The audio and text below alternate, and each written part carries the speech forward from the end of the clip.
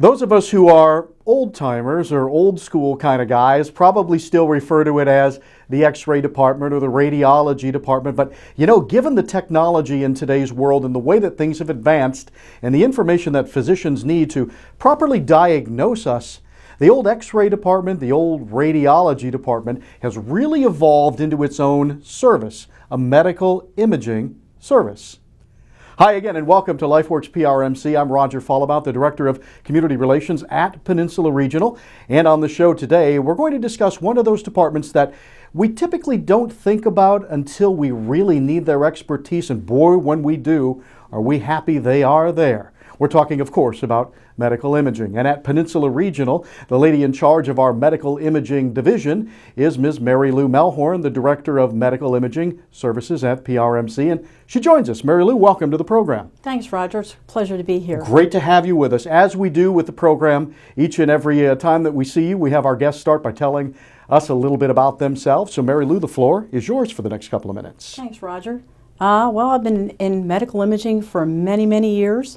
I started my career in the Philadelphia suburbs, where I was part of Mercy Health System, which is a 4-hospital system, and spent 25 years there before being recruited down here to this great Peninsula Regional, which I was very happy to. My last 8 years at Mercy, I was the administrative director for 2 hospitals and 3 outpatient imaging centers. So I kind of stepped down a little bit, but was very impressed when I came down to PRMC to see what PRMC had to offer.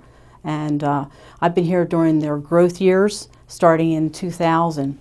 We are very fortunate to have you here too. So great to have you and thank you. How did you get involved and interested in medical imaging in the first place? Actually, my sister is a rad tech, a radiologic technologist. And when I was in high school, when she was on call many evenings, if I had finished my homework, she asked if I would go with her when she was called in. And to her benefit, she taught me how to run X-ray films through a processor. So that's how I got started. It was very interesting to see what she was doing. And I was behind the scenes so that people didn't see me. But that's how I actually was interested in X-ray. That is an awesome story. You know, we mentioned, Mary Lou, at the beginning that, you know, old guys like me and guys that are still old-timers like to refer to this and accidentally and occasionally as, you know, a radiology department when it really isn't. It really is medical imaging. That said, can you explain to us what medical imaging is and what the department is? Sure. Medical imaging is many departments. In the old days, it was just X-ray. And then as times evolved and with computerization, it just evolved into other modalities, such as CAT scan, which is really an X-ray tube inside of a cylinder that spins, and as the X-ray tube spins around you, it takes cross-sectional anatomy images that are sent to a computer that are then reconstructed so that a radiologist can read those images. The diagnostic tools that we do use radiation as well as magnetism and also sound waves, which we use for ultrasound. MRI is very similar to CAT scan. Instead of using radiation or the X-ray tube, it uses the high energy magnets that are actually spinning around doing the same thing. They're taking images and then it's sent and then reconstructed by computers. How about nuclear medicine? That's one that I became familiar with when I had some health issues myself late last year. Can you tell us a little bit about what nuclear medicine is and does? Sure. Nuclear medicine, we actually refer to it as unclear medicine because when you look at images, they're not sharp and crisp like you see on an X-ray or CAT scan. And instead of the radiation being introduced by the means of an X-ray tube, we are injecting the radioactive material into the patient. And many times we use technetium, and we use a compound and actually tag the technetium with certain substances that will actually go to certain parts or body organs, to the bone as well as to organs like the liver. And we put you under a gamma camera, which actually counts that radiation. And through those counts, very similar, that information is fed into a computer, reconstructed, and then we can actually image and see the image. So that's why we always call it unclear medicine. Gotcha. I know also that ultrasound and specials are also part of a medical imaging department, and they are at Peninsula Regional for us. Can you tell me a little bit about what each of those specialties do? Sure. Special procedures was a growth area from radiology using the fluoroscopy tubes. In the old days, they used to have those huge fluoro tubes like you had for an upper GI where the table would stand up if you're having a swallow or a stomach x-ray. What they did was they made them what they call C-arms. And we had these floating top tables where we put the patient on. And the C-arm actually revolves around the patient. In specials, we do things like arteriography, which is the study of the blood vessels. And a radiologist or vascular surgeon, and using sterile technique, they enter a catheter into your body, either through the artery in your groin, or they could use an artery in your arm or under your arm. And through that they shoot contrast, which is translucent and shows up on x-rays. It fills the blood vessels, and then they can see if you have any abnormalities that they would have to do what we term intervention, which stenting or coiling. All very important. And ultrasound? Ultrasound, we use sound waves, which was first discovered back in World War II with sonar, using those sound waves. We use transducers that pick up sound waves, and when we pass them over the body, they can actually image organs, gallbladders. We can see stones in your gallbladder. We can see masses, and that's what we use ultrasound also for OB work and GYN. And of course, very exciting times in ultrasound when people are coming in for their first fetal ultrasound. Yeah, very interesting A lot of stuff. fun. It always is, I'm sure. I also know that the department at PRMC has a very rich history. Can you tell us a little bit about that? Most definitely, Roger. Something we're very proud of. The imaging department has been around for 97 years. The first x-ray piece of equipment was purchased in 1916. And we really were ahead of our time here. At the time it was Peninsula General Hospital. You consider the hospital started in 1899. X-ray was discovered in 1897. And to think in 1916 they had their first x-ray unit down here on the peninsula. That's pretty impressive. And they also had the first radiologist. They were called Rankinologists back then. Dr. D.B. Potter was the first radiologist on medical staff here in 1916. And since then we have grown. We're doing over 175,000 procedures a year here in the department. 175,000? Yes. Wow. Which is very significant. Yeah, that is significant. You must be the largest medical imaging department, I'm sure, on the shore. Is that correct? Yes, we are. And our nuclear medicine department is the largest. We have 3 dedicated cameras that we use downstairs, and we have 1 up in nuclear cardiology.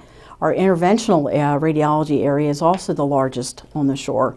We have 2 dedicated rooms in the main department, and we have an endovascular suite in the OR where they do, if you have an open surgery and say the vascular surgeon isn't quite sure if tying the aorta together is correct, we can shoot contrast, and with the high-tech interventional system we can check to see right there on the table. It's just like being in the specials room in the main department. You know, we talked a little bit at the beginning of the show about this service evolving and really becoming very, very high-tech. So I'm assuming that along with that evolution comes the abolishment, if you will, of using what used to be the old X-ray film that everybody is familiar with the doc sticking the images up on the light board and reading it. No longer the case at the hospital, right? No. In 2003, we were the first department, another first, here on the shore. We converted from the film and the chemistry to our PACS system, which is a digital computerized format for our images. And having PACS is wonderful.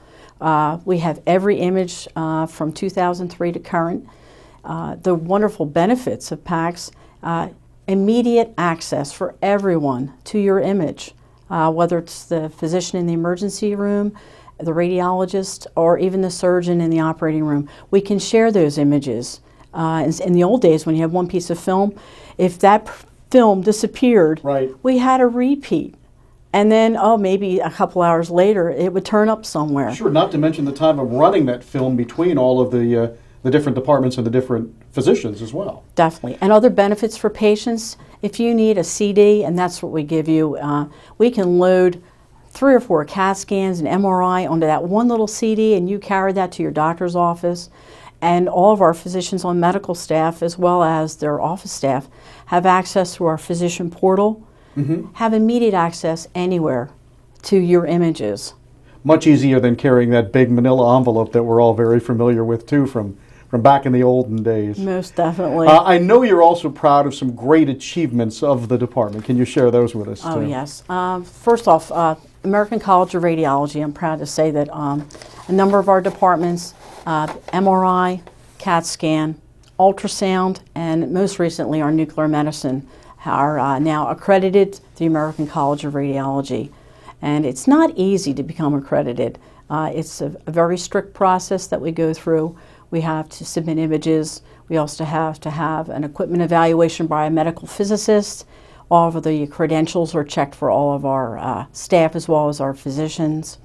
We have to follow strict imaging protocols, and we submit that and wait to hear from them. And I'm very proud to say that we've accomplished that in all those areas. And that really is the gold standard in your care, correct? Most definitely. And to the patient, what it means is high quality, consistent imaging for them so they know when they come to us we're doing the very, very best. Yeah, and doing it the right way every time, too. Yes. We talked a little bit at the beginning of the fact that we're doing 175,000 images.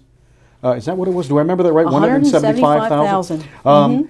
So you obviously must have a pretty good-sized department that you're working with there at the hospital, too. Yes, 30,000 square feet. Can you imagine? That's huge. That's huge. It is most huge. Definitely. Yeah. With that, I just also wanted to go back to mention about our Sure. patient satisfaction. You know that our patient satisfaction is done through NRC Picker. They do our surveys. The imaging department this year, we were the highest outpatient award. We had an average score of 97.9% for all 4 quarters. So we were just recently honored for 2012. That's exceptional. Congratulations. It is. That's really, really good. But it's not about really the equipment or the fact that we may have the fastest CAT scanner or the best MRI. It's really the people. And I'm very proud of our staff. They're very dedicated, caring professionals, and they really do, they follow our mission at the hospital. As you well know, Roger, it's, every patient, every time, exceptional care. That's our culture always. I'm also very pleased to say that our radiologists, we have an excellent rapport with them, and they are in tune to the same mission that we have, and that's why we've received this Outpatient Outstanding Award.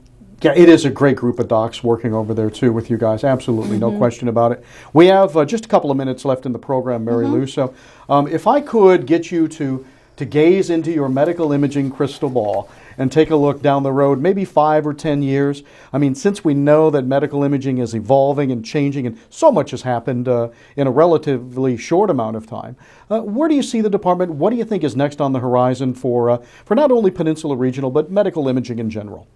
Roger, I see what's happening.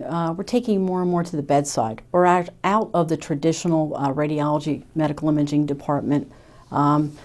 What we're planning in the next 3 years with our OR renovation, we are planning to have lead line walls put in 3 of the OR suites to have a portable CAT scan unit that will travel between the 3 rooms so that we will be able to support our neurosurgeons doing brain surgery, spinal, as well as our orthopedics. So they will have firsthand knowledge that whatever they have done, they can check immediately and see the results to make sure that the surgery has gone well. Also, in the next 2 months, we will be opening a brand new area, replacing our nuclear medicine camera on the 2nd floor and replacing that with a SPECT CT scanner, which will be definitely a great benefit to our community. We will be able to do nuclear stress tests with more accuracy. With the CT, we get cross-sectional anatomy, and that will fuse with our SPECT CT, which will show us our 3D imaging. How this benefits the patient, it's called attenuation correction. The heart wall motion, we can't stop the heart during those studies.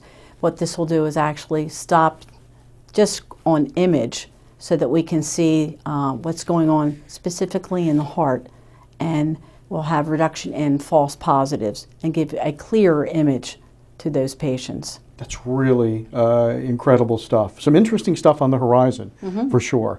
Well, Mary Lou, thanks so much for being with us on the program today. I hope you come back and see us again I'd love sometime to. soon. We'll talk more about medical imaging. Okay, Roger, thank you for having me. Our pleasure. Thank you for being here with us.